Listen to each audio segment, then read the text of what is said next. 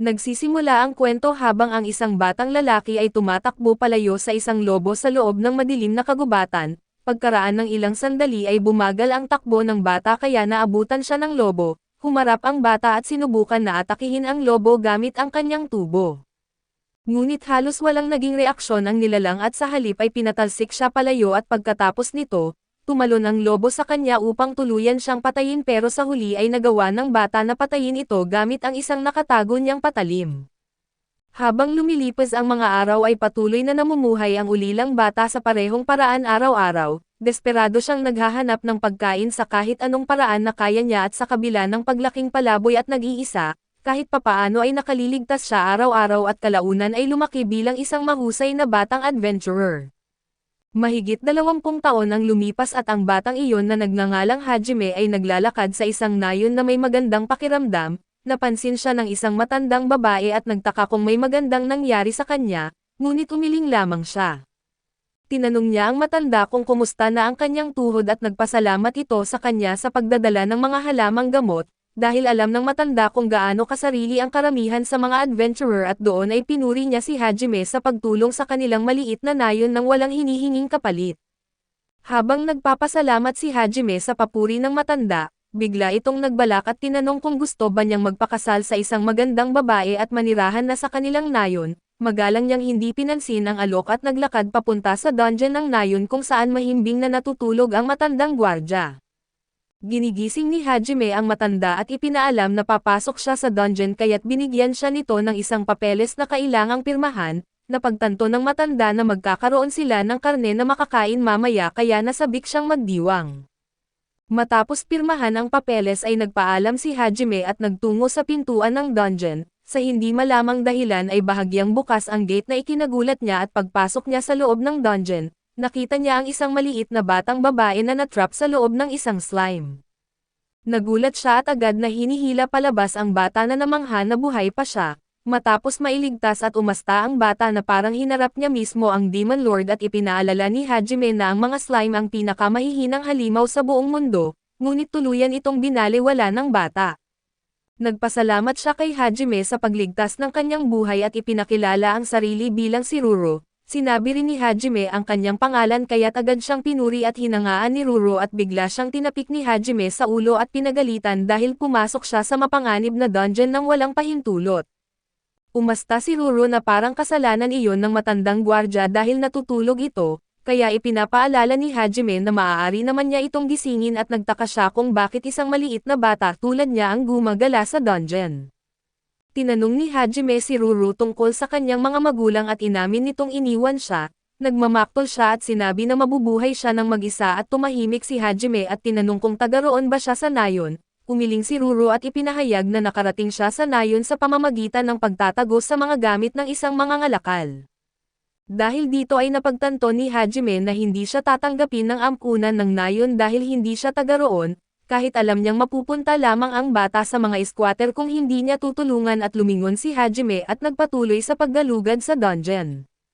Dahil sa kuryosidad ay sumunod si Ruro sa kanya kaya't sinabi niyang manghuhuli siya ng karne at nang marinig ang salitang karne, kumakulam ang tiyan ni Ruro pero binalaan siya ni Hajime na hindi niya ito hahatian at umasta si Ruro na parang wala siyang pakialam at sumunod pa rin upang tumulong.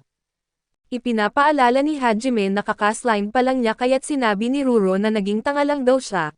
Hindi pinansin ni Hajime ang kanyang walang tigil na pagsasalita at nagpatuloy sa paglalakad, hanggang sa bigla siyang humarap sa isang napakalaking baboy ramo. Nang makita ang dambuhalang hayop ay napasigaw si Ruro sa takot at napatihi pa at sa kabutihang palad, hindi siya tinukso ni Hajime at sa halip ay nagtuon ng pansin sa pagpabagsak sa baboy ramo at habang sumasalakay ang hayop, inilabas ni Hajime ang kanyang sandata at walang awa itong pinapabagsak. Makalipas ang ilang sandali ay dinala ni Hajime si Ruro sa isang ilog upang maglinis at doon, napansin ni Ruro na buhay pa ang baboy ramo at ipinaliwanag ni Hajime na kailangan niyang palalabasin ang dugo nito sa ganitong paraan, pagkatapos ay hiniwa niya ang ugat sa leeg ng hayop upang tuluyang maubusan ng dugo subalit hindi ito kinaya ng batang si Ruro. Pagkaraan ng ilang oras ay dinala ni Hajime ang kanyang mga nakuha mula sa quest sa isang receptionist ng guild na nagngangalang Olive, nagpasalamat ito sa kanya sa mahusay na trabaho at sinimulang suriin ang mga nakuha. ngunit agad nitong napansin si Ruro na kapansin-pansin. Mabilis na ipinaliwanag ni Hajime na hindi siya isang human trafficker kaya't nag-isip si Olive kung saan nila dapat dalhin ang maliit na bata. Habang nananatiling tahimik si Ruro ay naisip ni Hajime na bumisita sa simbahan ng nayon at iniwan niya si Ruro kay Olive at nagtungo sa simbahan. Makalipas ang ilang sandali ay dumating siya sa simbahan at agad siyang binati ng matandang babaeng pari. Dahil alam ng pari ang mabubuting ginagawa ni Hajime at inakala nitong bumisita siya upang manalangin pero ipinaliwanag ni Hajime na naglalakad lamang siya, tinanong kung kayang alagaan ng simbahan ang isang bata kung magpapadala siya ng pagkain buwan-buwan. Pinag-isipan ito ng pari at ipinaliwanag na kailangan ng isang bata ng bagong damit sa bawat panahon, sariling higaan at kumot, pondo para sa edukasyon at gamutan, mga gamit sa pagkain at marami pang iba.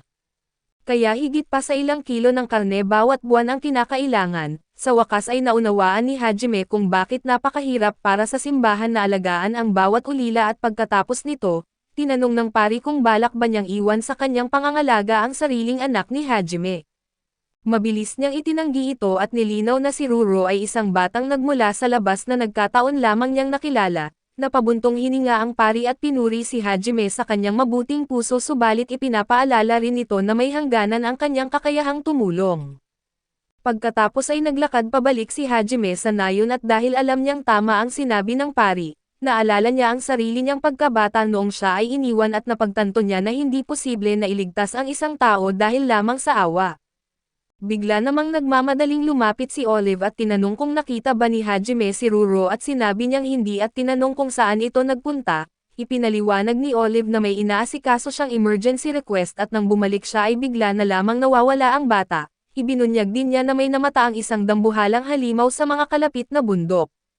Dahil dito ay naisip ni Hajime na baka padalos-dalos na pinuntahan ni Ruro ang halimaw upang patunayan ang sarili niyang kakayahan. Nabigla siya at agad na nagmadaling maghanap sa bata at habang hinahanap niya si Ruro, patuloy na iniisip ni Hajime kung bakit ito umalis ng mag-isa.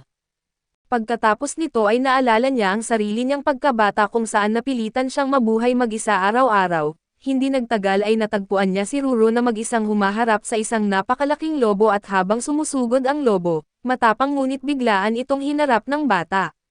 Sa kabutihang palad ay dumating si Hajime sa tamang oras at pinatumba ang lobo at matapos talunin ang lobo, pinagalitan ni Hajime si Ruro dahil sa pagtakbo at pagharap sa panganib kahit mahina ang kanyang katawan at nagsimula namang umiyak si Ruro, nagreklamo na wala siyang ibang pagpipilian kundi manghuli dahil sobrang gutom na siya. Habang pinapanood ni Hajime ang kanyang walang magawang pag-iyak at nakaramdam siya ng kakaibang guilt sa kanyang puso, pagkatapos ay hinawakan niya si Ruro at sinabi na tumigil na siya sa pag-iyak dahil tatanggapin na niya ito sa kanyang adventuring party. Nagulat si Ruro pero tumayo si Hajime at tinawag siyang tumulong sa pag-asikaso ng lobo na lalo pang nagpaiyak sa kanya. Pagkaraan nito ay dinala ni Hajime si Ruro pabalik sa nayon kung saan nagdiwang ang lahat gamit ang sariwang karne na nakuha niya. Nagtaka si Olive kung tama bang ampunan ang isang batang mula sa ibang lugar at naisip ni Hajime na tila nagiging malambot na ang kanyang puso. Nagpasya siyang sasanayin si Ruro sa ilalim ng isang mahigpit na programa ngunit habang pinapanood niya itong kumakain, nakalimutan niya ang kanyang mga alalahanin at nagtuon na lamang sa pagdiriwang. Pagkatapos ng selebrasyon ay bumalik si Hajime sa kanyang bahay upang matulog. Ngayong kasama na si Ruro at kinaumagahan ay ginigising siya ni Ruro na mukhang isa ng ganap na adulto at nang imulat ni Hajime ang kanyang mga mata, nakita niyang nag-aalala si Ruro sa kanyang bagong adult na katawan.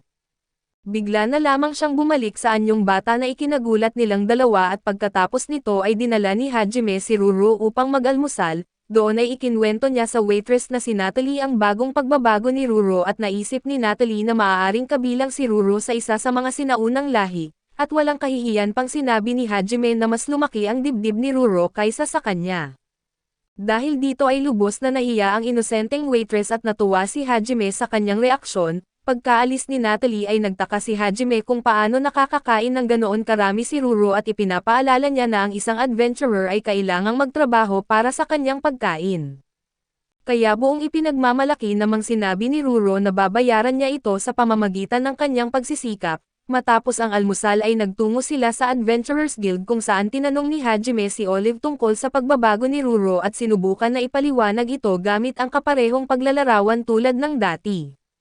Sa kasamaang palad ang naunawaan lamang ni Olive ay nagbago si Ruro sa kanyang adult na anyo, na labis na ikinadismaya ni Hajime at pagkatapos nito ay naisip ni Olive na maaaring nagmula si Ruro sa isang bihira at sinaunang uri ng nilalang. Tinanong ni Hajime si Ruro kung nagbabago ba siya dahil sa isang tiyak na iniisip ngunit sa tingin ni Olive ay hindi iyon gagana, nag-alok siya na magsaliksik tungkol sa pinagmulan ng lahi ni Ruro at tinanong si Hajime kung gusto ba nitong kumuha ng quest para sa araw na iyon. Iminungkahi ni Olive na mangangalap na lamang ng mga halamang gamot para sa nayon, ngunit sinabi ni Hajime na kailangan muna niyang sanayin si Ruro kung paano lumaban at sumang-ayon si Olive at iminungkahi na manghuli ng mga slime dahil sila ang pinakamadaling halimaw. Nang marinig ito ay biglang sumigla si Ruro at naghanda na ipakita ang kanyang kakayahan. Makalipas ang ilang sandali ay dinala ni Hajime si Ruro sa dungeon kung saan nakatagpo nila ang unang slime. Binalaan ni Ruro si Hajime tungkol sa mapanganib na halimaw ngunit sinabi niya rito na siya mismo ang lumaban. Nabigla si Ruro at nagtanong kung hindi man lang ba siya tutulungan. Ngumiti si Hajime at ipinaliwanag na hinding-hindi siya magiging isang adventurer kung matatakot siya ng ganito sa isang slime. Sa huli ay pumayag si Ruro na lumaban kaya nagsimula si Hajime na magbigay ng payo. Gayunman ay basta na lamang tumakbo si Ruro ng walang plano at agad na nalunok ng slime. Matapos siyang iligtas ay sinubukan muli ni Hajime na turuan siya. Ngunit muli siyang tumalon sa isa pang slime nang walang kahit anong plano. Sa sumunod na isang oras ay walang tigil na hinabol ni Ruro ang slime ng slime ngunit wala ring naging tagumpay. Habang pinapanood siya ay nagtaka si Hajime kung paano siya nagkakaroon ng ganoong kalakas na enerhiya kahit siya ay iniwan at nag-iisa. Makalipas ang ilang sandali ay sumuko si Ruro kaya't dinala siya ni Hajime palabas ng dungeon upang kumain ng tanghalian. Hinati niya ang tinapay at inalok ito kay Ruro ngunit tumanggi itong kumain. Nagtaka si Hajime kung bakit kaya't ipinaliwanag ni Ruro na hindi raw siya karapat-dapat kumain dahil nabigo siya sa kanyang gawain. Habang pinapanood ni Hajime ang nahiyang bata ay napagtanto niya na kaya pala naparami ang kain ni Ruro kanina sa almusal ay dahil inakala nitong mababayaran niya iyon sa pamamagitan ng kanyang trabaho. Ngunit dahil nabigo siyang talunin kahit isang slime at pakiramdam niya ay maaaring iwanan siya ni Hajime dahil sa pagiging wala siyang silbi, dahil alam ni Hajime na tila nagmamakaawa ang bata na huwag siyang iwan at napaisip siya kung ano ang dapat niyang gawin. Pagkatapos nito ay tumigil si Hajime sa pagkain ng sarili niyang bahagi at sinabi kay Ruro na babalik sila sa dungeon. Nagtaka si Ruro kung bakit hindi muna siya kumakain kaya't iginiit ni Hajime na hindi siya kakain kung hindi kasama ang kanyang partner. Sa pagkakataong ito at nang pumasok sila muli sa dungeon ay tunay nang nakinig si Ruro sa mga payo ni Hajime. Sinabihan niya itong obserbahan ang katawan ng slime kaya't napansin ni Ruro ang dalawang mata na nakabaon sa loob ng katawan nito. Ipinaliwanag ni Hajime na ang mga mata ng slime ang mahina nitong bahagi, kaya iyon ang dapat puntiryahin ng isang adventurer at upang mailabas ang mga mata ay gumamit siya ng bato upang gambalain ang slime, dahilan upang lumitaw ang mga ito. Nang lumabas na ang mga mata ay palihim na lumapit si Ruro mula sa likuran at pinabagsak ang slime sa isang hampas lamang at matapos talunin ang slime, masaya niyang ipinagdiwang ang kanyang tagumpay.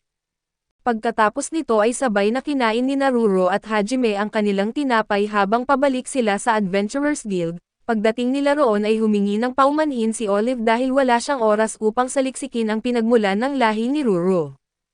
Ibinigay naman ni Ruro ang slime na kanilang nakuha kaya tinanggap ito ni Olive. Napansin ni Olive ang maliit na si Ruro na hawak ang kamay ni Hajime na labis na ikinahiya at ikinagulat niya. Nang gabing iyon, nalaman ni Olive na tanging ang lahing succubus lamang ang may kakayahang magbago at maging adulto sa gabi at dahil magkasama lamang si Hajime at Ruro, napaisip siya kung magiging maayos kaya si Hajime. Sa isang pagkakataon habang nasa iba pa ring anyo si Ruro ay nilapitan si Olive ng ating pangunahing bida at tinanong kung ano ang nangyayari sa kanya, dahil mukha raw itong sobrang pagod.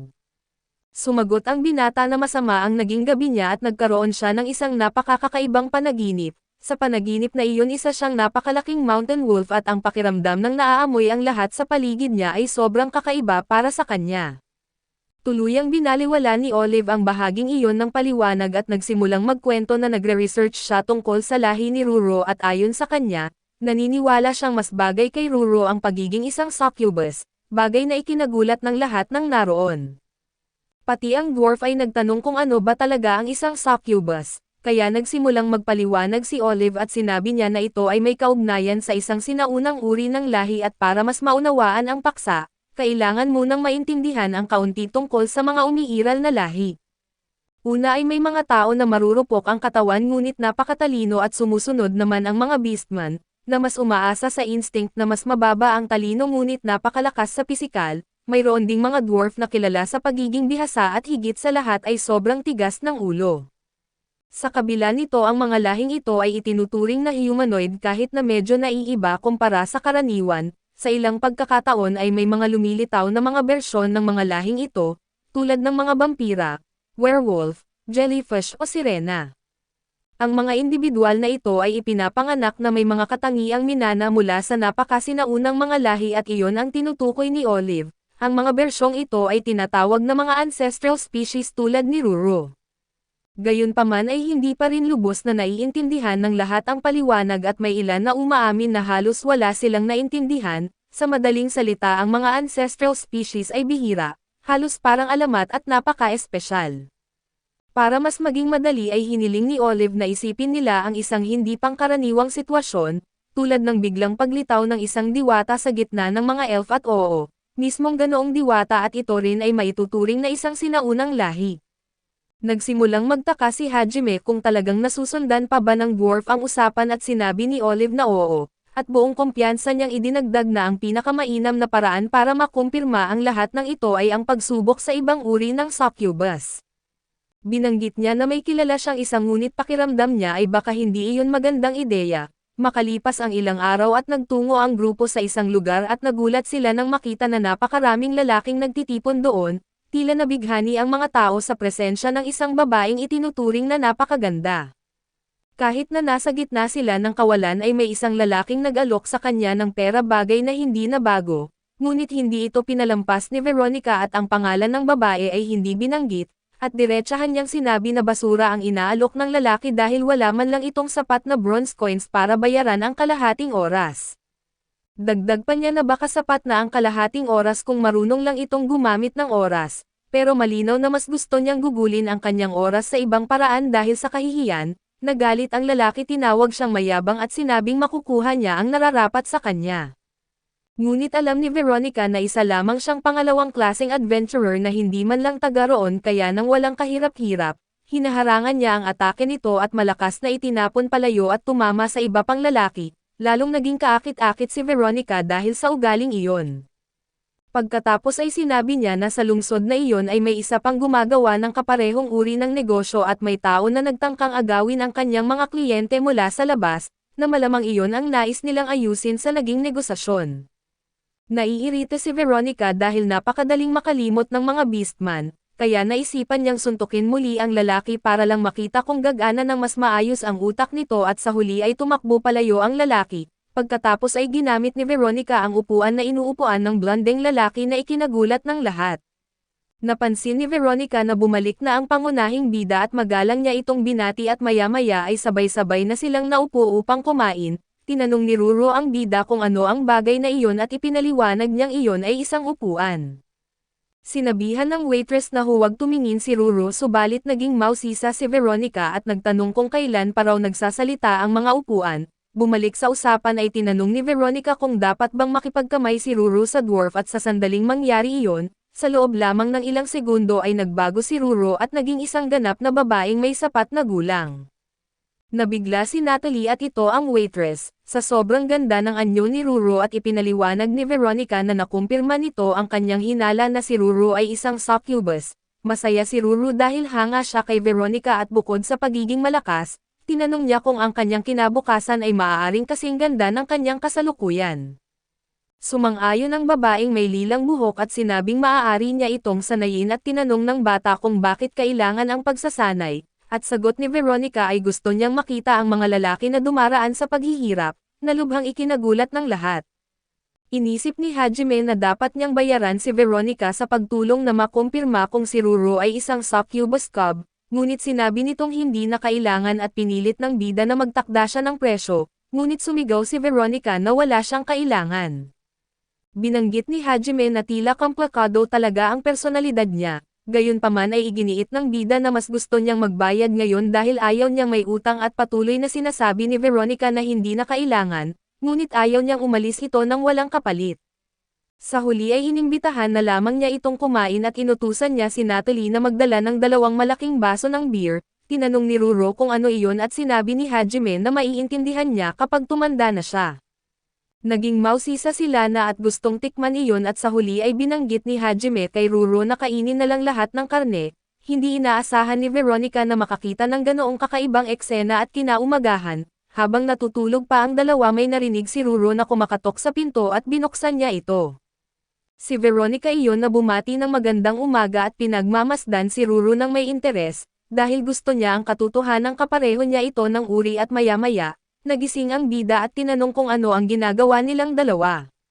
Pagkatapos ay tinanong ni Veronica si Hajime kung maaari bang ibigay sa kanya si Ruro, biglang bumibigat ang atmosfera at nagkaroon ng hindi komportableng katahimikan na hindi agad naunawaan ng bida. Ipinaliwanag ni Veronica na marami sa mga babaeng nagtatrabaho sa kanya ang nagretiro na, at ngayon ay naghahanap siya ng mga bagong kasama at itinuturing niya si Ruro bilang isang perpektong hilaw na diamante. Hindi pa rin lubos na naiintindihan ni Hajime ang kanyang ibig sabihin. Kaya nagsimulang magpaliwanag si Veronica sa mas depensibong paraan, sinasabing si Ruro ay isa ring azukubos na isang tunay na diamante sa hilaw na anyo na kailangang hasain, upang magamit ang kanyang kagandahan sa malalaking gawain. Sinubukan ng pangunahing bida na itanggi ito ngunit pinutol siya ni Veronica at sinabing mukhang magkasundo naman sila ng mabuti. Sumagot si Hajime na sa totoo lang ay hindi naman talaga sila ganoon ka-close at dahil sa mga salitang iyon ay kitang-kita na nayayanig si Ruro. Napansin ni Veronica na mas gumagana pa ang plano niya kaysa sa inaasahan at nagkomento na parang mahal na mahal nila ang isa't isa. Sinubukan pang magpaliwanag ni Hajime at sinabing hindi naman ganoon na kahit pabiro ay hindi, ngunit ang mga salitang iyon ay parang direktang suntok sa damdamin ni Ruro. Nakita ni Veronica ang pagkakataon at ginamit ang sandaling iyon upang sabihin sa bida na kung isasama niya ang dwarf, maaari na itong magpatuloy sa mga pakikipagsapalaran niya ng mag-isa hanggat gusto niya. Tinukso pa niya ito at tinanong kung hindi ba siya iiyak kapag nawala si Ruro dahil sa sobrang inosente ng bida. Sobra ang naging reaksyon niya at sumigaw na hindi at hinding-hindi siya iiyak at sa halip, sinabi pa niya na mas magiging epektibo raw si Ruro kung malayo sa kanya. Sa mismong sandaling iyon ay napagtanto ni Hajime kung gaano kalaking katangahan ang nasabi niya, dahil dito ay unti-unting lumayo si Ruro at halatang lungkot at nagulat si Veronica sa antas ng pagiging inosente ng bida, ngunit sinabi na minsan ay talagang nangyayari iyon. Pagkatapos ay nagpasya siyang isama si Ruro at sa totoo lang ay kahanga-hanga kung paano namanyobra ni Veronica ang lahat ng ito, naiwan si Hajime na nakapako sa salitang katangahan at pilit inuunawa ang nangyari kahit hindi niya lubos na maintindihan. Kinabukasan ay nagtipon ang lahat upang pumunta sa dungeon at mangolekta ng luminous stones at sinabihan ni Hajime si Ruro na mag-ingat at huwag maliligaw, subalit tila wala ng laman ang kanyang kalooban matapos masaktan ang kanyang damdamin. At malinaw na hindi iyon ang kanyang kasalanan.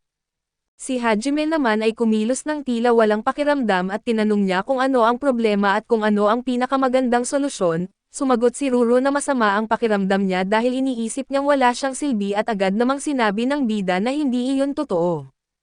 Sinamantala ni Veronica ang pagkakataon upang lalo pang magulo ang sitwasyon at ipinaliwanag na sinabi lang ni Hajime kay Ruro na kumalma dahil hindi naman siya walang silbi. Nagkomento ang maliit na lalaki sa bida na pinoprovoke lang daw ni Veronica si Ruro, kaya ito naiinggit at gustong manghimasok sa kanyang mga lihim. Tinanong din niya kung sino ba talaga si Hajime dahil hindi naman daw siya opisyal na ipinakilala noong nasa loob na sila ng dungeon.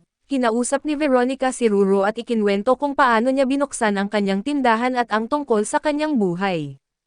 Nagsimulang magduda si Hajime kung totoo ba talaga ang lahat ng iyon at mukhang determinado si Veronica na isama ang dwarf, kahit alam niyang malaya si Ruro na pumili ng sarili niyang landas at sa sandaling iyon, binalaan ang grupo na mag-ingat sa isang bitag na nasa unahan. Kahit pwede sanang mailigtas si Ruro ay hinawakan siya ni Veronica at hinihila palayo nang hindi alam ng iba kung saan sila napunta. Sinubukan ni Jim na paandarin muli ang bitag ngunit hindi ito gumana at tinanong ng blondeng babae kung may mga halimaw pa ba sa dungeon, At sumagot si Hajime na may 12 palapag pa at hindi niya maalala na nalinis na nila ang mga halimaw sa mas mababang mga antas.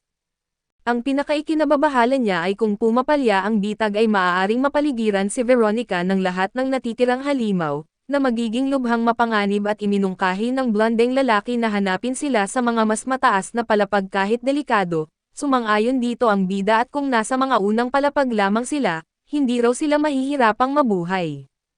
Gayunpaman ay humingi pa rin ng paumanhin si Hajime dahil hindi siya agad nakapag-react, at sinabing labis siyang nababagabag sa nangyari at tinanong ng assistant kung paano na niya siya tatawagan ngayong magkasama na silang nagtatrabaho, at sumagot siya na maaari niya siyang tawaging baboy.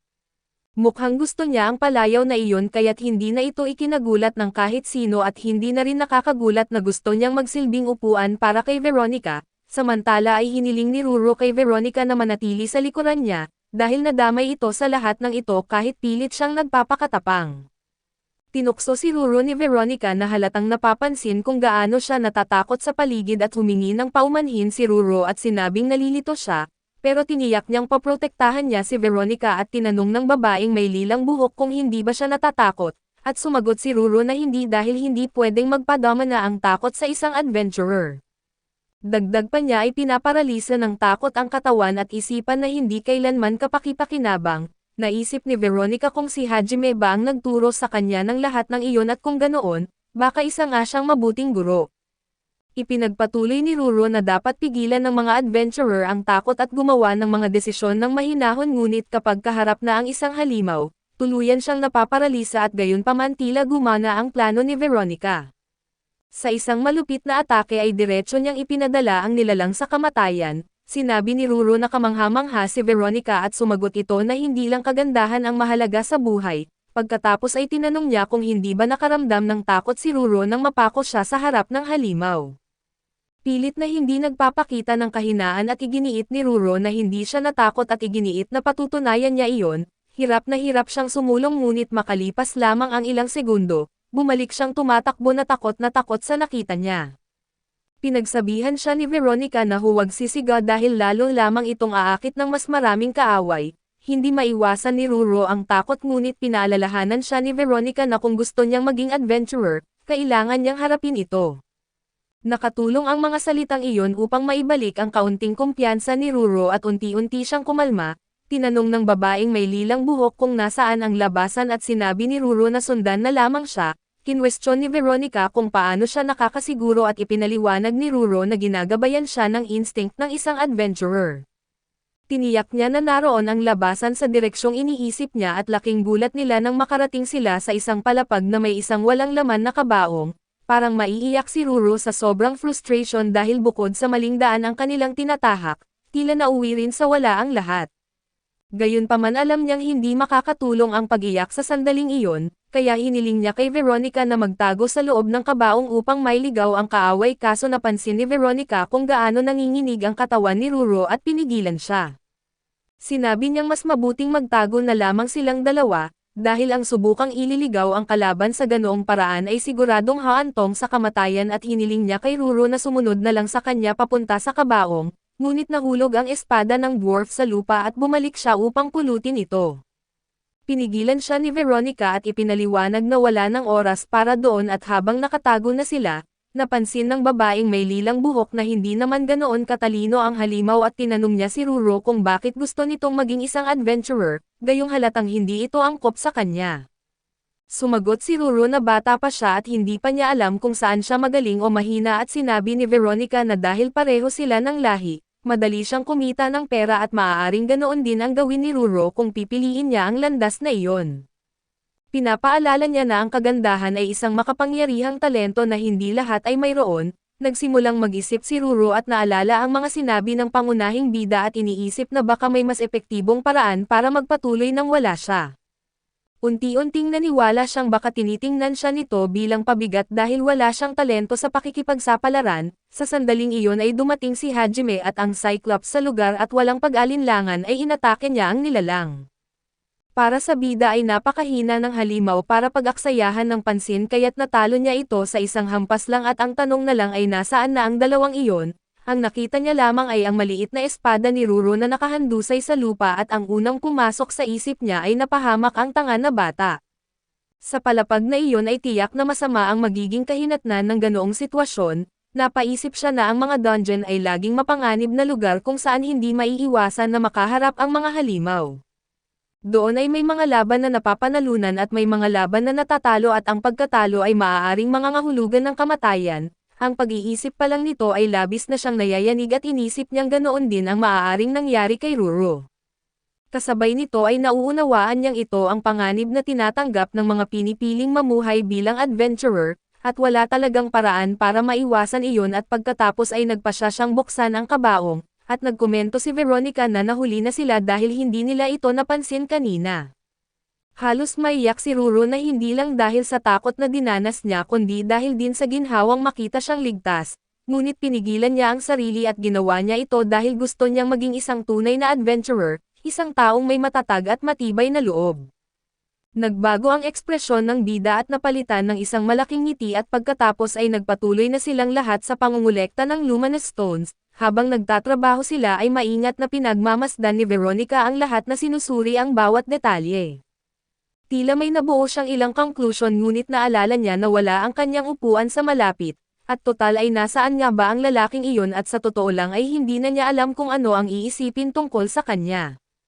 Sa pagtatapos ng araw ay nagtipon ang lahat upang ipagdiwang ang magandang naging trabaho nila, ikinalat ng lahat ang pagkagulat nang makita na pati ang upuan ay ligtas na nakalabas sa lahat ng kaguluhan at tinanong ng tagapangalaga si Ruro kung ano ang nangyari sa kanya, dahil napansin niyang malungkot ang itsura nito. Malungkot na sumagot si Ruro na baka wala talaga siyang talento para maging adventurer at nauuwi lang siyang pabigat, gayunpaman ay hiniling ng bida na tanggapin niya ang sarili niya at sinabing ang talento niya ay ang kanyang ngiti.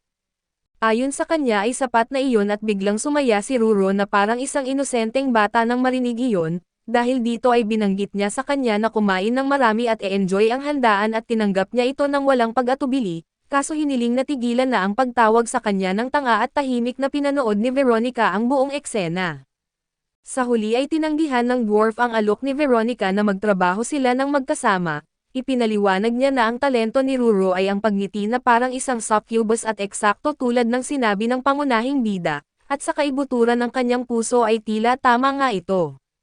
Pakiramdam ng babaeng may lilang buhok ay parang nakapasa siya sa isang uri ng pagsubok at tinanong ni Hajime kung sino ang nag-aprobo sa kanya, at ipinaliwanag niya na sa totoo lang ang pangunahing bida ang sinusubok niya. Kung nagtangka itong gumawa ng masama sa sinuman sa kanyang paligid o sa kanyang lahi na tinatawag na succubus, nagcast na sana siya ng isang kakilakilabot na sumpa at sa kabutihang palad, hindi na iyon kinailangan at nagtapos ang lahat ng maayos. Sa ngayon ay nasa isang uri sila ng festival at maraming tao at napakaraming food stalls. Ito ay dahil sa market ng dungeon at sobrang dagsa ng tao dahil kaka-reset lang ng dungeon, kaya maraming bagong adventurer at tao ang dumating dahil may mga bagong kayamanan at chest. Habang ipinapaliwanag niya ito, nagulat si Ruro sa isang piraso ng karne pero sinabi ng ating bida na kailangan muna nilang bumili ng damit, dahil sa isang maliit na aksidente ay nasunog niya ang damit ni Ruro. Gusto lang naman niyang mapapatuyo ito pero gumamit siya ng fire gem at hindi siya magaling sa pagkontrol ng ganoong bagay. Habang inaalala niya iyon ay may iba namang napansin si Ruro at isang itlog ang agad nakakuha ng atensyon niya. Ramdam niyang may halaga ito at binanggit niyang pakiramdam ng isang adventurer ang nagsasabi nito, pinuri siya ng tindero at sinabing magaling ang mata niya at ayon sa kanya ay hindi niya alam kung ano talaga iyon, nakita lang daw niya sa kanyang mga biyahe. Hula niya na isang lucky egg iyon na para kay Hajime ay purong kalokohan, dagdag pa ng tindero na ang magiging laman nito ay depende sa desisyon ng mga espiritu na para kay Hajime ay isa na namang walang kwentang kwento. Pero patuloy ang pangungulit ni Query at iginiit na pagsisihan niya kung hindi niya bibilhin ang itlog, nakiusap siya at hiniling kay Hajime na magtiwala sa instinct niya bilang adventurer at para kay Hajime, kalokohan din iyon at ayaw niyang magtiwala sa ganoong instinct.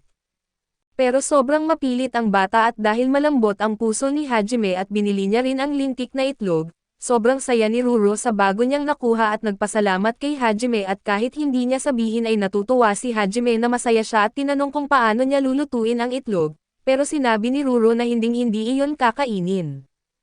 Pagkatapos nito ay natisod si Hajime at nabangga ang isang batang babae. Isang galit na babae ang tumawag sa bata sa pangalan nitong Nianggo pero tumakbo lang ang bata palayo pero wala na iyon. Pagkatapos ay pumunta sila sa restaurant ni Natalie at masaya ang mga babae dahil sobrang cute ni Ruro sa bago niyang damit, na napili ng maayos dahil gumuhit si Natalie bilang gabay at inihain ang pagkain kay Hajime at gusto na niyang pumunta agad sa dungeon.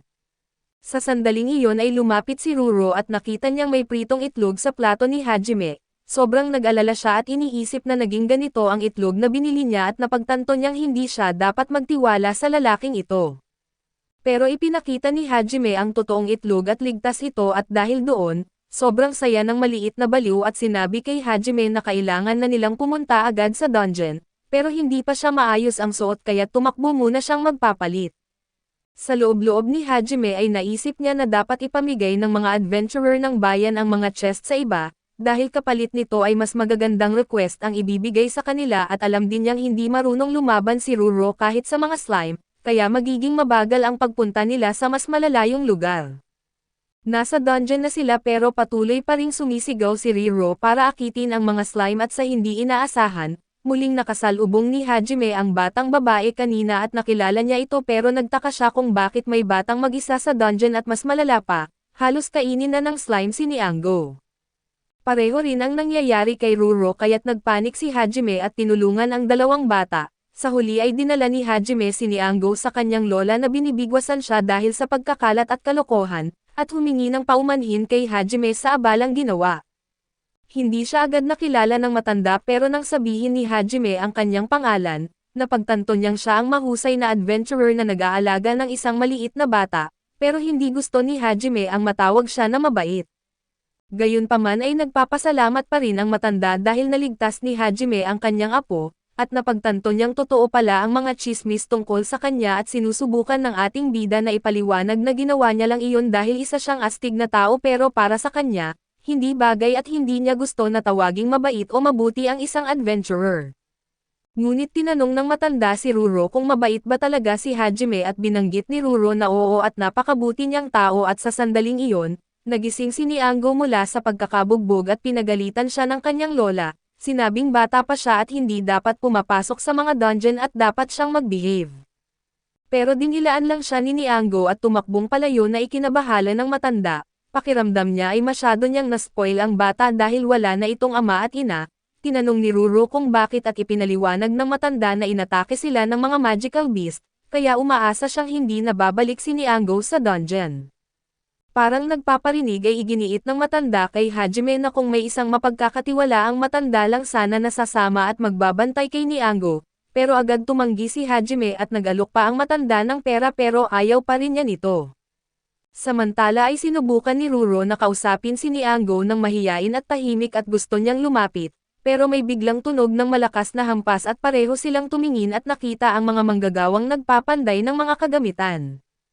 Namangha si Ruro at sinabi ni Nianggo na sobrang astig nun at tinanong ni Ruro kung ano ang liwanag na nakita nila kanina, at ipinaliwanag ni Nianggo na mga espiritu ng apoy iyon at ayon sa kanya ay nagiging tunay na propesyonal ang mga panday na duwende kapag nakokontrol nila ang mga ito, at pangarap niyang maging malakas at magtrabaho sa isang pandayan. Tinanong ni Ruro kung hindi ba pwedeng maghintay hanggang maging adult siya at napaisip si Nianggo ng malalim. Binanggit niya na baka mamatay muna ang kanyang lola bago siya lumaki dahil matanda na ito, kaya pakiramdam niya ay wala siyang oras na sayangin. Gusto niyang makita siya ng lola bilang isang propesyonal at ipakita na astig siya sa tao na mahal niya, dahil dito ay naalala ni Ruro si Hajime at ipinaliwanag niya kay Nianggo na tinawag niyang Anya dahil gusto niya ang pangalan na magkakahawig sila ni Hajime. Para kay Anya ay nakakainsulto iyon pero sinabi ni Ruro na tatanungin niya si Hajime kung pwede silang tulungan, dahil doon ay naging magkaibigan agad ang dalawa at sabay nilang hinanap si Hajime at bago pa makapagsalita si Ruro, si Hajime na mismo ang nagsabi kay Anya na paminsan-minsan ay sasamahan niya itong maging guide, para hindi ito pumasok mag-isa sa dungeon. Sobrang natuwa ang dalawang bata sa narinig nila kaya't makalipas ang ilang panahon, makikita natin na si Hajime ay parang yaya na ng dalawang bata at ang maganda, tinutulungan nila ang isa't isa at nag-e-enjoy sa pagpatay ng mga slime. Hindi rin ito ikinaiinis ni Hajime dahil talagang kailangan ni Ruro ng taong tutulong sa kanya at sobra pa. Tinanong ni Anya si Ruro kung natuto ba siyang lumaban dahil kay Hajime at may pagmamalaki na sinabi ni Ruro na oo. Giit ni Anya na si Hajime ay tao na pwedeng pagkatiwalaan pero natahimik si Ruro. Sa sandaling iyon ay may mga adventurer na tumatakbo palapit at hinahabol ng mga halimaw at agad inutusan ni Hajime ang mga bata na lumapit sa pader, pero nadapa si Anya at nag-alala si Ruro kaso nasa gip siya ni Hajime sa huling sandali, at nang bumalik na sa katahimikan ang paligid ay kumikilos ng kakaiba si Anya. Mahiyain siyang nagpasalamat kay Hajime at nainis si Ruro at parehong nanginig sa takot ang dalawa lalo na si Hajime dahil nararamdaman niya ang aura ni Veronica, ang parehong kilabot na nararamdaman niya tuwing may binabalak ito. Lumapit si Ruro kay Anya at tinanong kung ayos lang ba siya at sinabi ng bata na oo, at binanggit ni Ruro na magkaibigan sila at hindi inaagaw ang mga bagay ng kaibigan, habang iniisip ni Anya ang nangyari sa kanya ay patuloy namang naghahanap si Jaime kay Veronica, dahil ramdam niya na malapit lang ito. Lumipas ang ilang araw at makikita natin sina Hajime at Anya na tumatakbo palayo sa isang Cyclops. Sobrang natatakot pero humarap si Ruro sa halimaw at hinugot ang kanyang espada na nababalutan ng apoy, itinutok at ipinapaputok ito at madaling napatay ang Cyclops. Nagtagumpay si Ruro na masaya at ipinagmamalaki ang sarili dahil naprotektahan niya ang kanyang mga kaibigan, pero obviously panaginip lang ang lahat ng iyon ng kawawang bata. Gayunpaman pagkagising niya ay parang may nakuha siyang maliit na ideya mula sa panaginip. Bumaba siya ng sobrang hyper at sobrang excited at agad niyang sinabi kay Hajime na alam niyang marunong itong gumamit ng mahika. Ikinwento niya na sa panaginip niya ay may mga kahangahangang nangyari, at ngayon ay sigurado siyang may natutulog na napakalakas na kapangyarihan sa loob niya at si Hajime naman ay sumang-ayon na parang oo sa panaginip nga. Mula noon ay naging interesado na siya sa mahika, gusto niyang turuan siya ni Hajime dahil pakiramdam niya ay mas magiging kapakipakinabang siya. Ipinaliwanag ni Hajime na hindi naman ganoon ka-useful ang mahika at hindi rin siya magaling dito. Ngunit sinabi ni Natalie na kung interesado siya sa espiritual na sining, maaari nilang alamin kung ano ang espiritual na kahulugan niya at nalito ang bata pero naisip ni Hajime na baka mas bagay siya sa mahika kaysa sa espada, kaya wala namang mawawala kung susubukan. Dahil dito ay naglakbay sila at habang nasa daan ay ipinaliwanag ni Hajime ang tungkol sa mga arketipo. Naalala niya ang nangyari noong nasunog ang damit ni Ruro at ipinaliwanag na ginamit niya noon ang kapangyarihan ng mga espiritu ng apoy sa pamamagitan ng isang gamit. Naalala ni Ruro na iyon din ang mga espiritong nakita niya sa pandayan kasama si Anya at mayroong espiritu ng apoy, tubig, lupa at hangin at karaniwan ay hindi sila nakikita, pero sinasabing lumilipad ang mga ito sa buong mundo. Nang marinig ito ay lalo pang na-excite si Ruro dahil gusto niyang sumabog ang mahika at pagdating nila sa lugar, kinausap ni Hajime ang isang matandang babae sa simbahan at binanggit ng babae na ipinapasa niya ang mga aral ng araw, tinanong si Ruro kung gusto ba niyang matuto tungkol dito. Sinubukan ni Jaime na pigilan ito at buti na lang nakinig ang bata at naikinainis ng babae. Ipinaliwanag ng babae na dapat alam ito ng isang adventurer pero sinabi ni Hajime na pasensya na, sumasakit ang ulo niya sa masyadong komplikadong kwento. Nagpatuloy sila hanggang makarating sa isang lugar na may maraming tore na kumakatawan sa apat na elemento, gumamit ang matanda ng isang susi sa hangin at lumitaw ang isang pinto at nang mabuksan ito, napunta sila sa ibang lugar. Tinatawag daw ito na gubat ng pagkilala o Catalogang Forest. Sinabihan ni Hajime si Ruro na pumasok na at natakot ang bata dahil ayaw niyang mag-isa, pero kailangan niyang pumasok upang malaman ang kanyang espiritual na hilig o arketipo. Pinapakalma siya ni Hajime at sinabing tutulungan niya ito kung may mangyari, kaya naging mas kalmado si Ruro at pumasok na ng may kaunting excitement at habang nasa loob, masaya siya sa una hanggang sa may magsimulang lumitaw na mga kakaibang bagay. Tumakbo siya at nakasalubong ang isang nilalang na parang toro na kay Mira na sobrang nakakatakot. Tumakbo ulit siya palayo at nang makalayo na siya ay naalala niya ang sinabi ni Hajime at naisip niyang parang ito ang una niyang tunay na adventure. Bilang isang adventurer ay kailangan niyang maging mas matapang, kaya nagpakatapang siya kahit konti at pumasok siya sa isang kuweba na bigla siyang iniluwa papunta sa dagat ay inakala niyang isang napakalaking lawa lang iyon, at natuwa siya sa malamig na simoy ng hangin. Masaya siya hanggang sa may lumitaw na isang napakalaking pagong, Halos maihi siya sa takot pero nag-ipon siya ng lakas ng loob at naalala niyang isa siyang adventurer, hinugot niya ang kanyang espada at kahit nanginginig sa takot ay handa niyang harapin ang kanyang kalaban.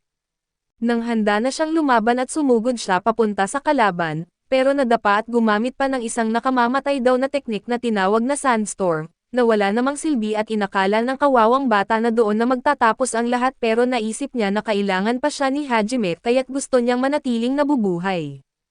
Doon na lumapit ang napakalaking pagong at iniregla siya sa mukha at doon naramdaman ni Ruro na may kakaibang nangyari, napansin niyang mas malamig ang kanyang kamay at nang mahubad niya ang guwantes, nakita niya ang isang selyo ng tubig. Biglang lumitaw ang isang pinto at bumalik siya sa pinanggalingan. Nagulat si Hajime dahil ang bilis niyang bumalik at tinanong kung ano ang nakita niya roon at ikinwento niya na may isang napakalaking pagong na may mustache, at agad itong nakilala ng matandang babae bilang ang Venerable Milneri. Kung totoo ang sinabi ni Ruro ay ibig sabihin daw ay mahal siya ng mga espiritu ng tubig. Medyo tinamaan si Hajime rito dahil ni minsan ay wala pa siyang nakitang disenteng espiritu at ipinakita rin ni Riro ang kanyang selyo at ayon sa matanda, isa itong basbas at ang marka ng tubig na may dalawang kaliskis ay napakagandang senyales. Mukhang ipapahiram sa kanya ng mga espiritu ang kapangyarihan nila kahit walang espiritual na gamit, kaya napakaswerte niya at syempre ay nagyayabang si Ruro kay Hajime pero masaya naman talaga si Hajime para sa bata.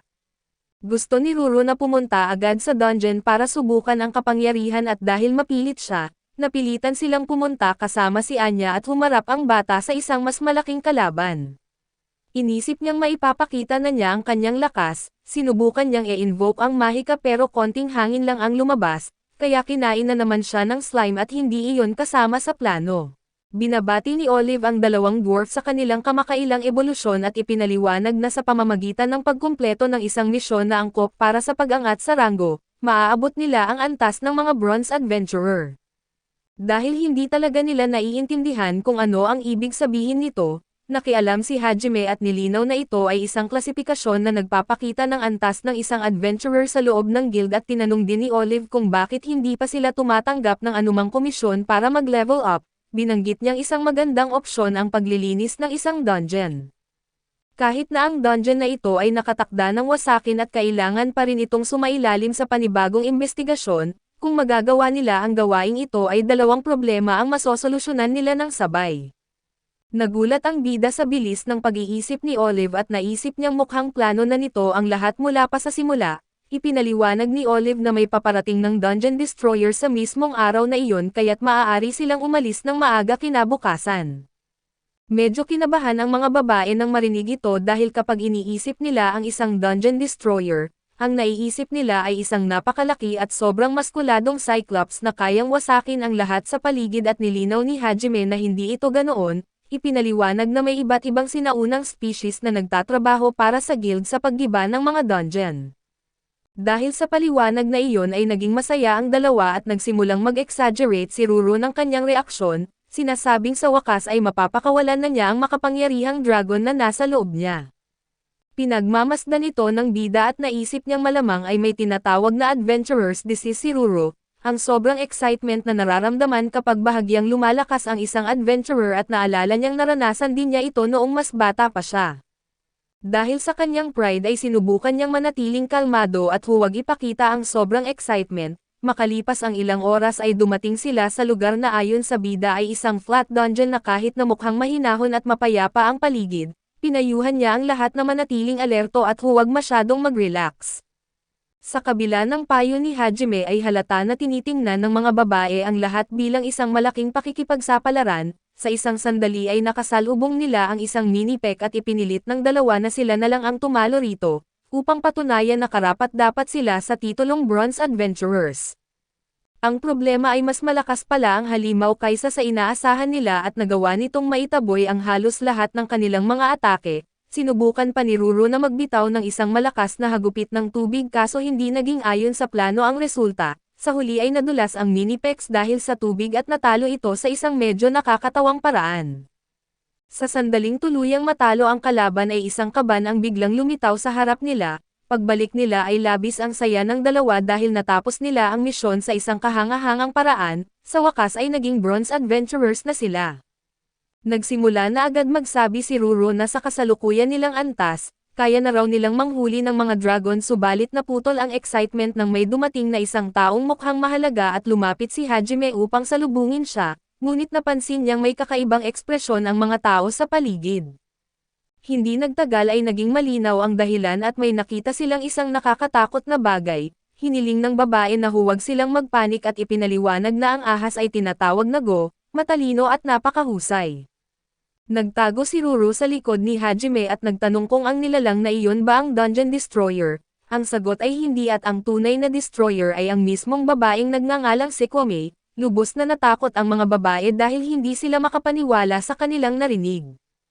Kinabukasan habang nananatiling excited si Ruro ay ipinaliwanag ni Hajime na si Go ay nagsisilbing gabay ni Sekoim. Siya ay kabilang sa isang sinaunang species ng medusa na may kakayahang gawing bato ang anumang tignan niya. Gayunpaman mukhang si Sekoim ay halos palaging natutulog. Habang naglalakbay sila ay binalaan ni Ruro ang bida na may napakalaking bagay na lumilipad sa malapit. Kalmado niyang sinagot na iyon ay isang migratory whale at habang nag-uusap sila ay unti-unting nabubuo ang ideya kung paano gumagana ang mundo ni Sekoim. Kahit mukhang kalmado siya, ang mundong nasa paligid niya ay ganap na madilim. Pagpasok nila sa dungeon ay nagbabala ang bida na ang pangunahing layunin ay nasa unahan at hindi dapat tumingin pabalik sa malinaw na dahilan. Hindi agad naintindihan ni Ruro ang babala ngunit makalipas lamang ang ilang segundo, naging malinaw kung bakit. Lahat ng makita ni Sekoim ay agad na nagiging bato at kahit alam na ng bida ang kanyang kapangyarihan, humanga pa rin siya na ang kakayahang iyon ay hindi lang malakas kundi tunay na nakakatakot. Makalipas ang ilang oras habang nagpapahinga sila malapit sa isang campfire, tinanong ni Ruro kung bakit sa langit lang palaging nakatingin si Sekoim at ipinaliwanag niya na marahil iyon lang ang bagay na maaari niyang pagmasdan nang hindi nagdudulot ng pagkawasak. Sinabi rin niya na ang mga sinaunang species ay kadalasang may sobrang lakas at minsan ay kakaibang kakayahan. Naalala niya ang mga lumang chismis tungkol sa mga dikya na nagtatrabaho sa guild bilang mga dungeon destroyer. Noong una niyang marinig iyon ay inakala niyang magiging isang matatag at ligtas na buhay iyon na may garantisadong magandang bayad, ngunit malinaw na malayo sa maganda ang realidad at ang makakita lamang ng langit ay hindi isang bagay na dapat kainggitan. Nagpa siya ang bida na oras na para matulog kaso may kakaibang bagay na tila biglang nagising kay Ruro. Mabilis na dumating ang umaga at ginigising niya ang bida nang hindi maayos na ipinapaliwanag kung ano ang nangyayari. Mukhang labis na masaya si Ruro na lalo na dahil kasama niya siya na kahit hindi niya maintindihan kung bakit, lalo pang nadagdagan ang kalituhan nang napagtanto nilang kaya nang magbukas ng mata ni Sekoim nang hindi naaapektuhan ng kanyang kapangyarihan ang kapaligiran. Naging maliwanag ang kanyang anyo dahil sa wakas ay nagawa na niyang pagmasdan ang lahat sa paligid niya, parang isang batang unang beses na nakita ang mundo at para sa kanya ang lahat ay malaki, makulay at napupuno ng buhay. Napagtanto ni Hajime na may napakakakaibang nangyayari, kahit hindi ito iniintindi ni Ruro at ang tanging nais niya ay maging masaya rin si Sekoim at ngayon, naunawaan ng bida na kailangan niyang harapin ang dalawang sobrang excited na babae ng sabay, ngunit hindi niya maiwasang isipin kung ano talaga ang nangyari. Nakabukas ang mga mata ng Dikya kaya't ang pinakalohikal na conclusion ay paniwalaan na totoo ito. Sa unang pagkakataon ay naranasan ni Sekoim kung ang pakiramdam ng makahipo ng isang bagay na may mala-gelatin na tekstura, katulad ng slime dahil noon lahat ng kanyang nakikita ay nagiging bato. Sa huli ay nabitag ng slime ang dalawa at kinailangang iligtas sila ng bida, habang napapansin niyang tila nahuhumaling ang nilalang kay Ruro at dapat tandaan na ang dalawang species na ito ay likas na magkaribal. Nagpasalamat si Sekoim sa bida kaso hindi niya mapigil ang isipin kung gaano kasaya at kapuno ng posibilidad ang mundong iyon. Nagpasya silang ipagpatuloy ang kanilang paglalakbay at mamuhay sa iba't ibang pakikipagsapalaran sa loob ng ilang panahon. Sa mas maingat na pagmamasid sa lugar, napagtanto ng bida na eksakto silang naroon sa lugar kung saan nakakuha si Ruro ng isang espesyal na kapangyarihan noon, kaya't nagiging makatuwiran ang lahat at makalipas ang ilang sandali ay narating nila ang dagat. Hindi tulad ng huling beses na nakakita si Ruro ng isang higanteng pagong, ngayon ay isang napakalaking balyena ang kanilang nakasalubong at di mapigilan ni Sekoim ang kanyang excitement. Ang makita mismo ang isang migratory whale ay isang emosyonal at napakagandang karanasan para sa kanya, isang karanasang hindi matumbasan ng kahit ano. Nagsimulang mag-isip ang bida na tila kinikilala ni Ruro ang lugar na iyon at sa sandaling iyon, napuno siya ng pagdududa dahil lahat ng palatandaan ay nagpapakita na hindi lang ito isang panaginip, bigla niyang napansin ang isang kakaibang bagay. May marka si Ruru sa kanyang braso kahit siya mismo ay hindi maipaliwanag kung ano iyon. Si Hajime naman ay halos sigurado na ito ay isang marka na lumilitaw kapag may nagising na espesyal na kakayahan, tulad ng nangyari kay Veronica na may markang hugis puso. Unti-unting pinagdugtong-dugtong ni Hajime ang lahat at isang panaginip na isang espesyal na kakayahan at isang sinaunang species, dahil dito ay nakarating siya sa isang malinaw na conclusion at ayon sa kanya ay ito ay maaari lamang may ugnay sa mga sleep demon, na kilala rin bilang mga succubus. Nabanggit na noon ni Olive na may mga succubus na may kakayahang manipulahin ang mga panaginip. Diretsahang tinanong ni Sequoim si Ruru kung siya ba ang nagpapakita ng lahat ng iyon at kung totoo man iyon, sinabi niyang labis siyang nagpapasalamat dahil naranasan niya ang isang napakagandang bagay. Natuwa si Ruru nang napagtanto niyang may kapangyarihan siya na kayang makatulong sa ibang tao, ngunit agad siyang ibinalik ni Hajime sa realidad dahilan para siya ay mamula ng husto. Walang paligoy-ligoy na sinabi ni Sequoim na si Hajime ang eksaktong tipo ng lalaking kanyang minamahal, walang pag-alinlangan ay hiniling niya rito na pumayag itong makipag-date sa kanya. Lahat ay nagpapahiwatig na ang panaginip ay nagiging maganda na kahit para sa bida at pagkalipas ng ilang araw, nang bumalik sila sa totoong mundo ay naging malinaw na may nararamdaman pa rin si Sequoim para sa bida, na lalong nalito sa sitwasyon. Sa loob ng dungeon ay napansin ni Django at Ruru na may mali at pinilit nila siyang magpasya kung ano ang gagawin niya tungkol sa babaeng iyon. Pagbalik sa inn ay lalo pang tumaas ang tensyon ng hayagang ipakita ni Sequoim ang kanyang pagmamahal, dahilan upang halatang nayanig si Ruru. Habang nagtatanghal iyan ay sinubukan ni Sequoim na kumilos ng romantiko habang maingat na inoobserbahan ang reaksyon ng bida. Tinawag naman siya ni Veronica upang kausapin ng private at hiniling na tanggihan niya si Sequoim. Inihayag din niya ang kanyang pagkadismaya dahil hindi kailanman nagising ang interes ng bida sa kanya, na labis na nakasakit sa kanyang pride at nalilito ang bida at hindi niya maintindihan ang kanyang mga motibo. Dumating si Ruru at nangakong magiging isang high-level adventurer at hinihiling lamang na maalala niya iyon. Kalaunan ay nagpasya ang bida na kausapin ng direkta si Sequoim at nilinaw niya na hindi niya gaanong naiintindihan ang pag-ibig at hindi pa siya handa sa isang relasyon, dahilan upang siya ay umiyak at mawalan ng kontrol sa kanyang emosyon. Sa pagsubok na ayusin ang sitwasyon ay nagmungkahi siya ng isang hindi malinaw na bagay subalit lalo lamang nitong pinapalala ang lahat. Umalis si Sequoim at naging malinaw na pareho silang immature pagdating sa pagharap sa mga romantiko na damdamin. Muling lumipas ang panahon matapos iyon at ngayon makikita si Ruru na sobrang excited dahil malapit nang mapipisa ang kanyang maliit na itlog. Sinabi nila na pampaswerte raw ang bagay na iyon at sigurado siya na magiging isang kahanga-hanga at nakakatakot na nilalang ito.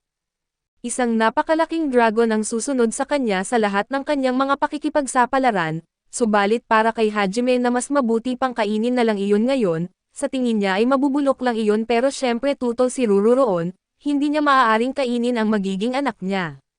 Sigurado siya na magiging kamangha-mangha ang maliit na dragon kaso lang malinaw na walang tiwala si Hajime, gayunpaman ay natulog si Ruru nang napupuno ng excitement habang iniisip iyon at pagdating ng umaga, nakahiga siya sa sahig at nakikitang unti-unti nang napipisa ang kanyang maliit na itlog. Agad niyang tiningnan kung ano ang lalabas doon at gusto niyang makita ang kanyang maliit na dragon, kaso may kakaiba siyang nakita at si Hajime ay hirap pang bumangon at sinusubukan niyang sabihin dito na tingnan kung ano ang lumabas mula sa itlog. Ngunit sa ganitong oras ng umaga at ang iniisip lang ni Hajime ay almusal dahil gutom na gutom siya. Para kay Ruru ay isa siyang halimaw kung kakainin niya ang munting nilalang na iyon at nang bumaba siya sa kusina, dala niya ang kanyang alaga at sobrang saya niya. Natutuwa si Natalie dahil napaka-cute nito at maging si Veronica ay masayang makita na may napisa nga mula roon, kahit hindi ito kahawig ng inaasahan at ayon sa ating bida ay isa itong malaking ibon na naninirahan sa bundok at maaaring lumaki ng napakalaki. Ngunit dahil may duda pa rin siya at tinignan ito ni Ruru at masayang nagpiyo ang sisiw, kaya kahit ano pa man ay napamahal na rin sa bata ang nilalang na iyon at para sa ating bida, may katuturan iyon dahil mahilig ang mga babae sa mga cute na bagay. Ngunit kahit ang isang kalbong nakakatakot tingnan ay tila mahal na mahal din ang sisiw na iyon, ang makita ito ay nagpaalala kay Hajime na minsan din siyang nagkaroon ng alaga, na ikinagulat ng iba dahil hirap na nga siyang buhayin ang sarili niya noon.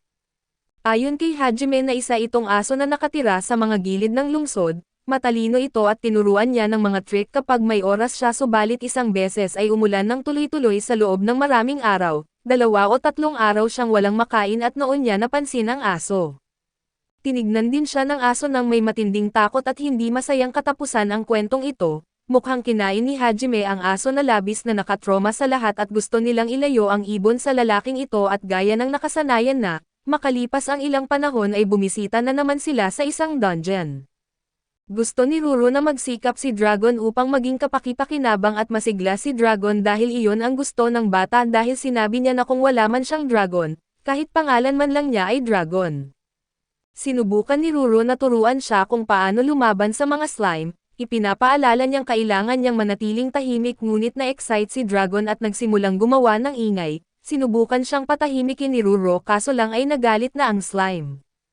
Tumakbo ito patungo sa kanilang dalawa at muli silang nalunok, at hindi ito nangyari ng isang beses lamang kundi 10 beses sa loob ng isang araw at medyo nalungkot ang bata at sinubukan na magsalita kay Hajime, ngunit hindi niya magawa. Sinabi ng ating bida na dahil maingay itong magpiyo at hindi bagay sa kanya ang mga slime bilang kalaban at wala nang magagawa roon, dahil dito ay kumalma si Ruro at natuwa dahil hindi siya pinagalitan at iniisip niyang cute si Dragon. Ngunit nang tumingin siyang mabuti ay nakita niyang pinipisil ni Hajime ang laman ni Dragon upang tingnan kung malambot ito, dahil tinanggal pa niya ang kanyang mga guwantes at kinabukasan, nang pumunta sila sa dungeon ay nagpasya silang iwan ito sa bahay. Sa ganoong paraan ay mailalabas ni Ruro ang kanyang galit sa mga slime at maghihiganti siya para sa lahat ng nangyari kahapon. Kahit para sa ating bida ay hindi naman iyon malaking bagay, gayunpaman ay biglang nakaramdam ng kakaiba si Ruro at napansin niyang umabot na siya sa level 3. Masaya siyang umuwi at sinalubong siya ni Dragon ngunit nakita niyang nagkalat ng husto ang sisiw. Pumasok si Hajime na galit sa nakitang kalat at higit pa roon, nagdumi pa ang iyon sa kanyang kama. Malambing na sinabi ni Ruro na hindi bola ng laman ang pangalan nito kundi Dragon. Gayunpaman ay napansin din niyang nagbibigay ng problema ang sisiw, kaya gusto niyang makahanap man lang ng kahit isang pakinabang para dito. Sinubukan nilang gawin itong tagasilbi pero hindi ito naging maayos dahil isa lamang itong manok, maingat at mahinahon na ipinaliwanag iyon ni Natalie kaso natatakot si Ruro dahil kung hindi magiging kapaki-pakinabang si Dragon ay kakainin siya ni Hajime. Upang mapakalma siya ay sinabi ni Natalie na kahit hindi halata, isa na ngayong tunay na adventurer si Hajime at hindi niya gagawin ang ganoong bagay at tinanong pa niya si Hajime para makasiguro, kaso ngumiti lamang ito nang may bahid ng panunuya. Kaya ngayon ay sinuportahan na rin ni Natalie si Dragon upang matutong maging kapaki-pakinabang, samantala ang kalbong nasa kusina ay tanging hiling lamang na huwag siyang utusan ni Hajime na lutuin ang sisiw. Sa ngayon ay isinama ni Hajime ang iba upang magpatrolya sa paligid. Muling inisip ng dalaga ang kanyang alaga upang malaman kung may silbi ba ito sa anumang paraan at gusto sana niya itong isama, pero natatakot siyang baka mag-fail ito gaya ng nangyari noong ginawa itong tagasilbi. Nag-alinlangan siya at iniisip ni Hajime na masyado na siyang nagtatagal, hanggang sa magpasya ang bata na si Hajime na lamang ang magpatrolya mag-isa dahil gusto ni Ruro na matutong magtrabaho si Dragon sa pamamagitan ng panonood sa kanya. Upang maiwasan ang anumang aksidente ay tinulungan sila ni Natalie, mukhang excited ang sisiw na magtrabaho kaso muli lamang itong nagkalat ng dumi dahil hindi nito naiintindihan ang panganib na maaari itong kainin ni Hajime. Samantala ay naglalakad si Hajime sa gubat at nakatagpo siya ng isang maliit na pamilya ng parehong uri ng hayop, na tulad ng kamag-anak nila na puro pagdumi lamang sa lupa ang ginagawa, ngunit nang suriin niyang mabuti ang dumi at napagtanto niyang sa isang bear pala iyon, isang napakalaking halimaw na naninirahan sa lugar na ito at maaaring magdulot ng problema. Sa sandaling iyon ay tinawag niya si Ruro pero sa kanya napagtanto na mag-isa lang pala siya at nakaramdam siya ng hiya sa sarili. Samantala ay tinuruan ni Natalie ang iba kung paano magtupi ng mantle at nagpakita siya ng halimbawa at pagkatapos ay sinubukan din nila kasama si Dragon. Sa katunayan ay nagawa nila iyon at ipinagmamalaki ni Dragon ang kanyang trabaho. Pero hindi sinasadyang natapakan niya ang mantle at nadudumihan ito at pinilit lamang ni Natalie na huwag magalit. Bumalik naman si Hajime kay Olive upang iulat ang tungkol sa pangyayari. Nauunawaan din niya ang panganib na dulot ng hayop na iyon at mabilis silang dumami at umaatake sa mga tao, kaya kailangan itong lipulin agad at ang problema ay kahit gaano siya naghanap, hindi ito nakita ni Hajime at hindi rin niya alam kung bakit ito napunta sa lugar na iyon. Ayon kay Olive marahil ay dahil sa sobrang lamig at kakaunti ang prutas sa bundok kaya bumaba ito upang maghanap ng pagkain, dahil sa sitwasyon ay inutusan ni Olive si Hajime na lipulin ito bilang opisyal na misyon ng guild kahit na tinatamad siya rito. Gayunpaman ay kinakalma niya ang sarili at kinabukasan ay kumakain siya ng maayos, ngunit bigla niyang napansin si Natalie na kakaiba ang kilos na kahit si Ruro ay nakikitang may mali, ngunit iginiit ni Natalie na wala siyang problema at maayos siya kaso bigla siyang bumahing. Sinabi ng kalbong lalaki na kailangan niyang magpahinga sa araw na iyon, halatang pagod na pagod siya sa kakatrabaho at ayaw niya iyon dahil ito ang pinakaabala nilang panahon sa buong taon at kailangan niyang mauna sa mga gawain. Ngunit mahigpit ang lalaki at sinabi niyang alam niya kung gaano kalala ang maaaring idulot ng sakit, kahit na hindi nito inaalis ang pakiramdam niyang hindi siya mabuti ang kalagayan kaya't sinabi ni Ruro na sila na ni Dragon ang bahala sa trabaho niya at sobrang excited siya, subalit malinaw na wala silang tiwala sa kanya. Nagpasalamat si Natalie pero iginiit pa rin niyang trabaho niya iyon at siya ang dapat gumawa at gayunpaman, ipinahayag rin niya na huwag mag-alala dahil tiyak na magagawa nila ito ng maayos. Patuloy pa ring iginiit ni Natalie na trabaho niya iyon kaso ikinagalit iyon ni Hajime. Inis na inis at binuhat niya si Natalie at sinabi na kailangan nitong magpahinga, namula siya sa hiya at dahil may lagnat siya hindi na kinaya ng katawan niya at tuluyang nahihimatay, isang napakagandang eksena iyon na hindi ikinatuwa ni Ruro at pati na rin ng ama ni Natalie. Gayunpaman ay tinupad ni Ruro ang kanyang bahagi at sinubukan na tumulong hanggat makakaya kasama si Dragon. Sa hindi malamang dahilan ay napakatalino nito at ginawa rin ang makakaya, kahit paminsan-minsan ay nagkakamali ang kawawang sisiw. Ngunit hindi sila nawalan ng loob at nagpatuloy sa pagtatrabaho at ang kalbong lalaki ay napaisip dahil habang pinapanood si Ruro, naalala niya noong maliit pa si Natalie at noon pa man ay nagsisikap na si Natalie upang matulungan ang kanyang ina at palaging natutuwa ang kanyang ina tuwing sinusubukan niyang tumulong, at ang mga sandaling iyon ang muling naalala ni Natalie. Nalungkot siya ng husto at napagtanto niyang mas emosyonal siya kapag may sakit, hindi niya sinasadyang sumigaw na miss niya ang kanyang ina at narinig iyon ni Natalie, na agad nagtanong kung ayos lang ba siya. Labis na nahiya ang kawawang si Natalie at lalo pang nasaktan nang sabihin ni Ruro na pasensya na dahil hindi siya ang kanyang ina, sabay tanong kung na-miss ba niya ito at sinubukan ni Natalie na ipaliwanag na 3 taon na ang nakalipas mula nang pumanaw ang kanyang ina. Naging masyado lang siyang sensitibo dahil sa sipon at iyon lang ang dahilan. Ngunit upang pasayahin siya, gusto siyang tapikin ni Ruro sa likod at nang matapos kainin ni Natalie ang pagkaing dinala ni Ruro at nagpasalamat siya sa tulong na ibinigay nila, ngunit para sa bata ay wala lang iyon dahil gusto lang niyang makita siyang maayos. Sa katunayan ngayong natulungan niya ito at napagtanto niyang napakahirap pala ng trabaho nito, sinabi ni Natalie na totoo iyon ngunit kahit paano ay nakakatulong siya sa mga adventurer at nasisiyahan din siya sa ginagawa niya. Tinanong ni Ruro kung ano ang ibig niyang sabihin at ipinaliwanag ni Natalie na ang tanging magagawa niya para sa kanila ay panatilihing malinis at handa ang lugar kung saan sila maaaring magpahinga, kaya ayaw niyang lumiliban kahit isang araw sa kanyang trabaho. Dahil sa sobrang cute niya ay iginiit ni Ruro na magiging napakabuting asawa niya balang araw kaso malinaw na hindi iyon para kay Hajime, samantala ang ating bida ay nasa misyon pa rin at nakita niyang nagsimula namang manghuli ng biktima ang halimaw. Ipinabatid niya ang balita kay Olive at sinabi na mas mabuti kung magpapadala siya ng isang beastman dahil mas matalas ang pangamoy ng mga ito. Pagkatapos ay bumalik siya sa kanyang kama at nag-iisip kung ano ang maaari niyang gawin at napagtanto ni Ruro kung gaano kahirap ang kanyang trabaho. Ipinaliwanag ng ating bida na matagal siyang namalagi sa mga dungeon kaya kulang siya sa karanasan sa pagsubaybay ng isang hayop sa natural nitong tirahan. Nakita ni Ruro na may mga bagay din na hindi siya mahusay subalit may naisip siyang paraan at tila sumang-ayon si Dragon. Kinaumagahan ay mas maganda na ang pakiramdam ni Natalie at napansin iyon ni Hajime. Binati niya ito ng magandang umaga at sinabi niyang salamat sa kanila ni Ruro ay nakapagpahinga siya ng maayos at tungkol naman sa maliliit na halimaw ay bigla silang nagpakita. Ayon kay Ruro sasamahan nila siya sa paghahanap sa Ovir, ngunit ipinaliwanag ng ating bida na mas mabuting manatili siya upang tulungan si Natalie, kahit gusto rin itong gawin ang kanyang trabaho at ayaw magpaiwan ni Ruro at Dragon at dahil sa kanilang pagpupumilit, pumayag ang ating bida sa kondisyon na huwag silang manggulo lalo na ang pritong manok na iyon. Ngunit pinapaalala ni Ruro na Dragon ang pangalan nito at umalis sila at unti-unting pumasok sa kagubatan.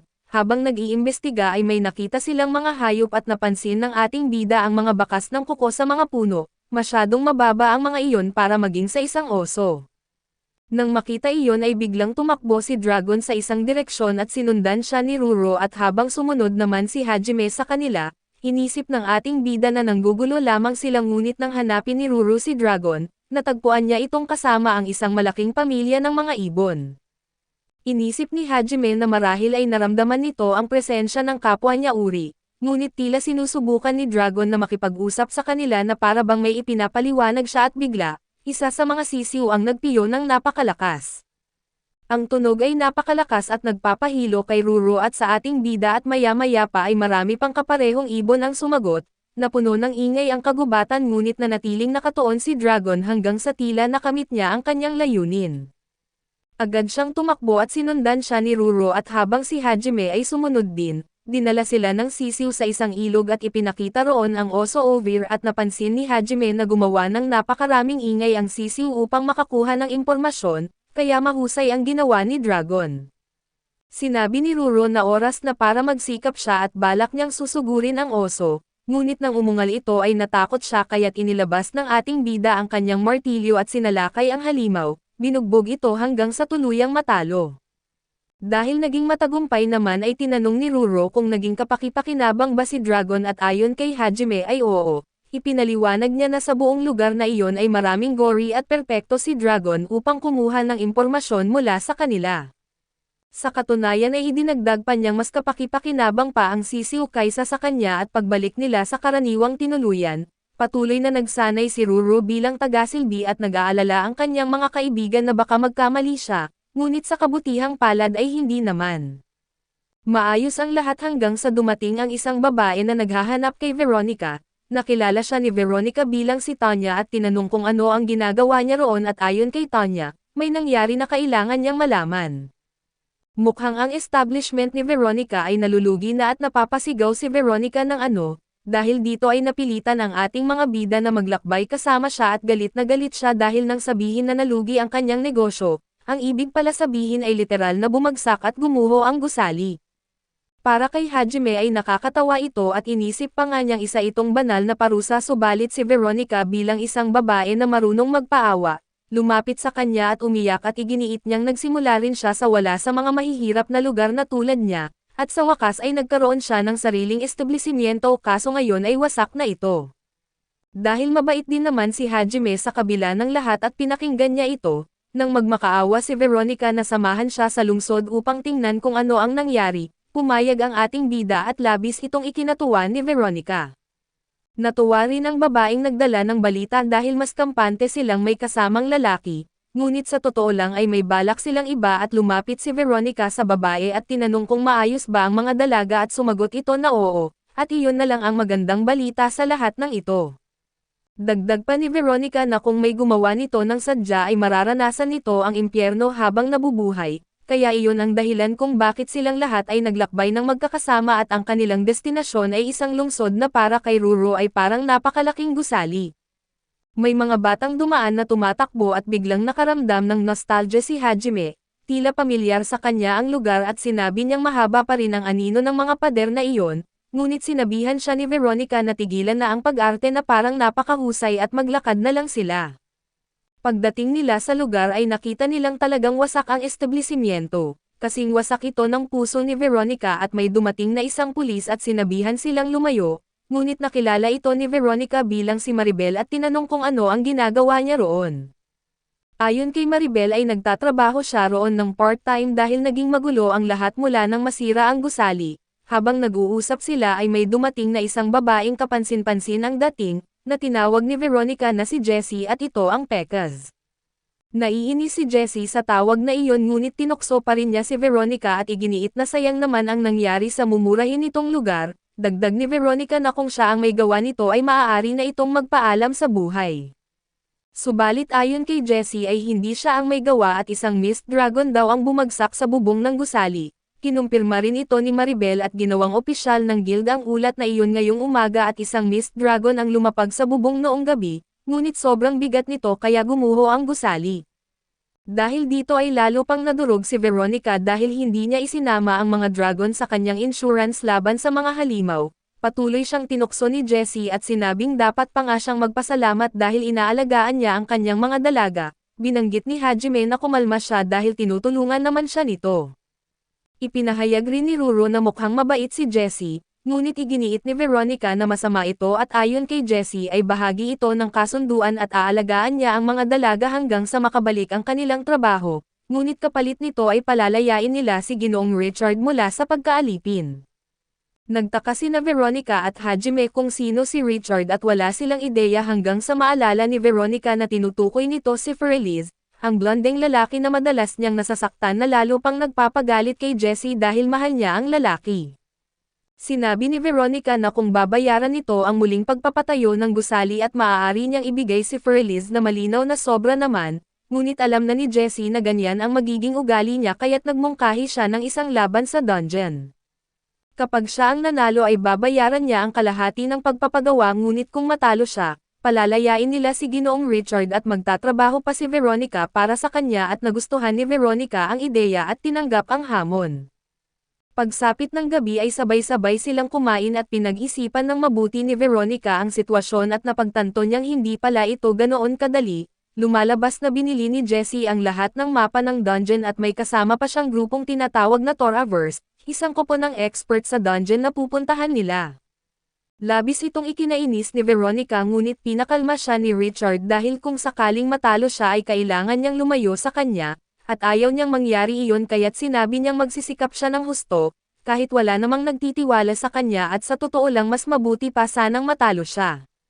Ngunit hindi sila maaaring sumuko dahil kailangan nila ng pera para sa muling pagpapatayo ng gusali. Kinabukasan ay nagkita sila sa dungeon ng altar ni Gaon at tinanong ni Jessie si Veronica kung handa na ba siya at sumagot ito ng oo, sabay sampal sa kanyang baboy na may mga patakaran pala. 5 laban sa 5 miyembro at ang kopo ng makakatalo sa intermediate boss na halimaw ng muling pagkabuhay ang mananalo. Nagsimula ang laban at mabilis na sumugod ang grupo ng Tigreys at ayon sa utos ni Jessie, ngunit kalaunan ay nagalit siya dahil naiwan siya. Ang masama pa ay hindi sinasadyang na-activate nila ang isang bitag at muntik ng tamaan ng malaking troso si Jessie kung hindi humaharang ang baboy. Para sa kanya ay isa itong gwapong bayani ngunit tila natutuwa lamang ang lalaki kapag nasasaktan, na lalong ikinagalit ni Veronica kaya lalo pa niya itong sinaktan at sinabing hindi ito dapat mag-aastang-astig sa gitna ng laban. Ayon sa baboy ay tinawag siya ng bitag kaya hindi niya napigilan ang sarili at naiinis si Jessie nang makita siyang sinasaktan, kaya nag-away silang dalawa at napansin ni Hajime na nasasayang ang oras at hindi iyon nagustuhan ni Ruro, kaya nagpatuloy siya sa paglalakad.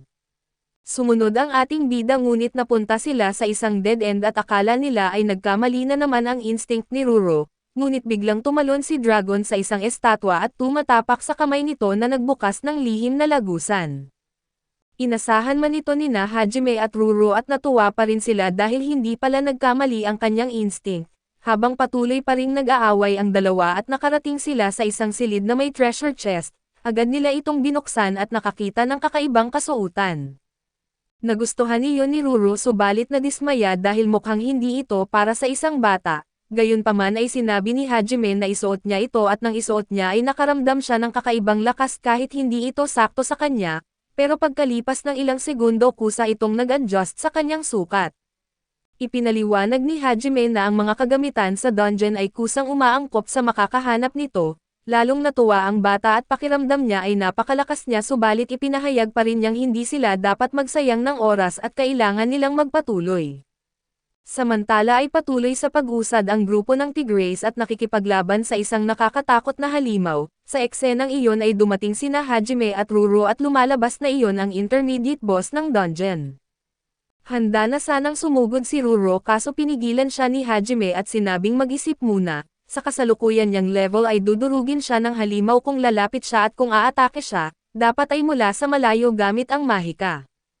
Giit ni Ruru na ang mahika niya ay parang patubig lamang, gayunpaman ay hinikayat siya ni Hajime na subukan pa rin at dahil tumaas ang kanyang level at may bago siyang kagamitan ay maaaring mag-iba ang resulta. Mas komportable siya sa espada subalit ginamit niya ang kanyang wand at nagsimulang mag-ipon ng mahika. Napansin ni Hajime na mas malaki ang potensyal niya sa mahika kaysa sa sandata at sa huli, siya mismo ang nakatalo sa halimaw na tila parang isdang nalunod at literal na naaagaw niya ang panalo mula sa Tigre's, ipinagmalaki ni Ruru na inagaw niya ang kanilang biktima. May isang tigre na tila nagalit kaso sa totoo lang ay humanga sa kanya. Pinuri siya ng grupo at sinabing kahanga-hanga siya para sa kanyang edad at napaka-humble at ipinahayag ni Riro na mas magaling siya sa espada, ngunit mukhang hindi rin masama ang paggamit niya ng wand. Dumating din ang kanilang mga lider na patuloy pa ring nagtatalo at nagulat nang malaman na natalo na ang boss. Nagtanong sila kung sino ang tumalo at itinuro ng lahat si Ruro at nakaramdam siya ng tagumpay, at si Veronica ay labis na natuwa dahil nanalo sila. Binuhat pa niya si Ruru sa tuwa dahil kalahati ng gastos sa pagpapatayo ay mababayaran na, si Jessie naman ay walang nagawa at makalipas ang ilang sandali ay makikitang nagdiriwang si Hajime na napapalibutan ng mga babae na pumupuri sa kanya bilang isang tunay at matapang na lalaki, iniisip nilang siya ang nakipaglaban para sa kanila. Ngunit hindi ito nagustuhan ni Ruru at labis siyang nagselos at binanggit na kailangan na nilang bumili ng mga souvenir. Sinubukan ng ating bida na sabihing hindi kailangang magmadali, ngunit iginiit ni Ruru na aalis na sila sa gabing iyon na ikinalungkot ng mga babae dahil gusto pa sana nilang makausap si Hajime. Gusto man niyang manatili ay hindi niya magawa dahil hinihila na siya ni Ruru. Pumunta sila sa palengke at naalala ni Ruru na pinabili ni Olive si Hajime ng pabango at nalaman nitong pupunta siya sa Yanago at ito ang lungsod na kinaroroonan nila. Kaya pinakiusapan siyang bilhan siya ng isang pabango na interesado siya at doon lamang mabibili. Hindi man alam ni Ruro kung ano ang pabango, binili pa rin iyon ng ating bida kahit naiirita siya sa sobrang mahal ng isang tubig na may amoy at isa lamang siyang simpleng lalaki, na galing sa mahihirap na lugar at hindi sanay sa mga bagay na mararangya. Ngunit ang pagbanggit sa lugar na iyon ay nagbalik ng mga alaala sa kanya. Dahil doon siya dating nanirahan at ngayong nasa lungsod siya ay naisip niyang dapat siyang magbigay galang sa nakaraan niya. Tinanong ni Ruro kung bibisitahin ba niya ang mga puntod ng kanyang mga magulang subalit sinabi ng ating bida na hindi at sa isang kaibigan niya iyon na madalas niyang kasama noon, dahil hindi niya kailanman nakilala ang kanyang mga magulang at natawa pa siya habang sinasabi iyon. Subalit pakiramdam ni Ruro ay may lungkot sa kanya at inosente niyang sinabi na maaari muna siyang maging nanay niya ngayon kung hihilingin niya. Agad siyang pinigilan ni Hajime at ipinahayag na huwag na niyang uulitin iyon habang buhay. Pagkatapos ay pumasok sila sa mga mahihirap na lugar ng lungsod, napansin ni Ruro na maraming tao na mukhang mapanganib at nakatingin sa kanila, ngunit nilinaw ng ating bida na hindi sila ang tinitingnan ng mga ito kundi si Dragon dahil mukhang masarap itong kainin. Nang tingnan niyang mabuti ay nakita niyang tama si Hajime kaya't niyakap niya ang kanyang sisiw at sumigaw na hindi ito pagkain. Saka umalis ng galit ngunit nakakasalubong nila ang isang matandang lalaki na nagbebenta ng mga bagay na tila basura lamang. Nang sabihin iyon ni Ruro ay napatawa si Hajime at tinanong ang matanda kung narinig ba nito ang sinabi ng bata. Sinabihan siya ng matanda na manahimik at tinawag siyang batang pasaway ng mga eskinita at naging mausisa si Ruro, at tinanong ng matanda kung nagbalik na ba siya. Sinagot ni Hajime na napadaan lang siya dahil sa trabaho at napansin ng matanda ang bata at tinanong kung anak ba niya ito. Sagot ni Hajime na hindi at pinulot niya lang ito na ikinatawa ng matanda dahil napakabait daw niya kaya't tatawagan na niya itong anghel ng mga eskinita, ngunit binalaan siya ni Hajime na papatayin niya ito kapag ginawa niya iyon. Lalong natawa ang matandang si Bam at sinabing hindi pa rin siya nagbago. Ikinwento ni Bam kay Ruro na kilala niya si Hajime mula pa noong kasing liit niya ito at noong una raw silang nagkakilala ay sinubukan siyang nakawan ni Hajime sa tindahan, na ikinagulat ni Ruro dahil hindi naman mukhang tindahan ang lugar.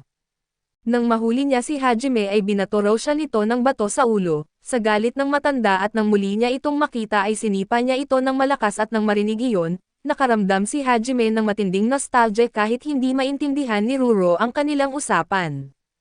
Para sa kanya ay nakakatakot ang lugar na iyon ngunit interesante ring makita kung saan lumaki si Hajime at habang abala siya sa pagtingin-tingin, biglang may batang dumating at inagaw ang sisiw upang dalhin ito at napasigaw si Ruro at nakiusap kay Hajime na tulungan siya, subalit natawa lamang ang ating bida habang kumakain.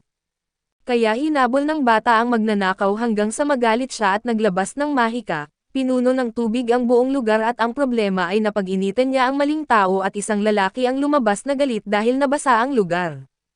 Nakita niya si Hajime at tinanong kung siya ang may gawa subalit pagharap ni Hajime ay nakilala niya ito at tinawag na Loten, sabay puri na lumawak ang nasasakupan nito at si Loten ay tila natakot at magalang na tinanong si Ginoong Hajime kung ano ang nagbalik sa kanya. Isang tauhan ni Loten ang lumapit at nagtanong kung bakit siya natatakot, dahil hindi niya kilala si Hajime at lumapit ito at tinanong kung sino siya dahil ito raw ang teritoryo ni Loten. Agad itong sinaway ni Loten kaso basta na lamang kumuha ng patpat si Hajime at itinuhog ito sa ulo ng lalaki. Natigilan ang lahat at nakilala ni Loten ang tanyag na tuhog ng mga eskinita. Nagpatuloy sila hanggang sa makarating sa isang kakaibang lugar at naupo ang ating bida at nagbigay galang. Naglagay siya ng kaunting pagkain sa isang lugar na tila puntod, ngunit may mga batang lumapit at inagaw iyon.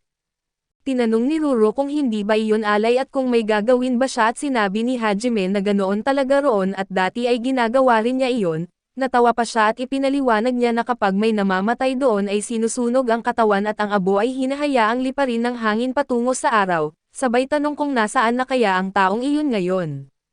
Ngunit saan man ito naroon ang tanging hiling niya ay sana ay hindi ito nagugutom. Ang ganitong panig ni Hajime ay bago para kay Ruro at labis siyang nagulat at pakiramdam niya ay kailangan niyang gawin ang isang bagay kaya hinahaplos niya ang ulo nito.